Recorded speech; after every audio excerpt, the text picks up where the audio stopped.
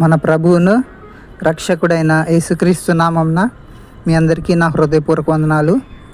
ఈ వీడియోలో మన ప్రార్థనలకు దేవుడు ఏ విధంగా జవాబిస్తాడు.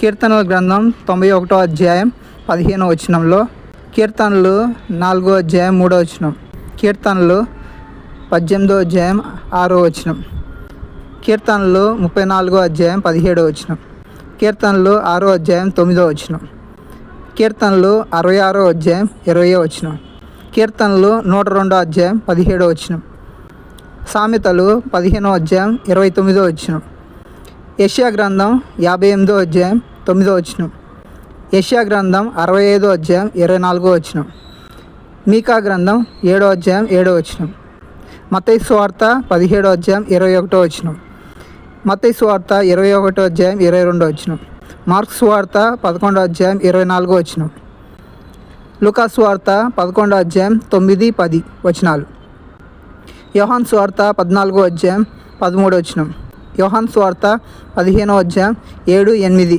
వచనాలు, మొదటి పేతురు పత్రిక 3వ అధ్యాయం 12వ వచనం, మొదటి యోహాను పత్రిక 3వ అధ్యాయం 21వ వచనం, మొదటి యోహాను పత్రిక 5వ అధ్యాయం 14వ వచనం. నీవు ఏ పరిస్థితిలో ఉండి ప్రార్థించినా దేవుడు నీ ప్రార్థన ఆలకిస్తారు. నీవు విశ్వాసము ఉంచితే అద్భుతాలు చూస్తావు. దేవుడు మిమ్మల్ని దీవించునుగాక. ఆమేన్.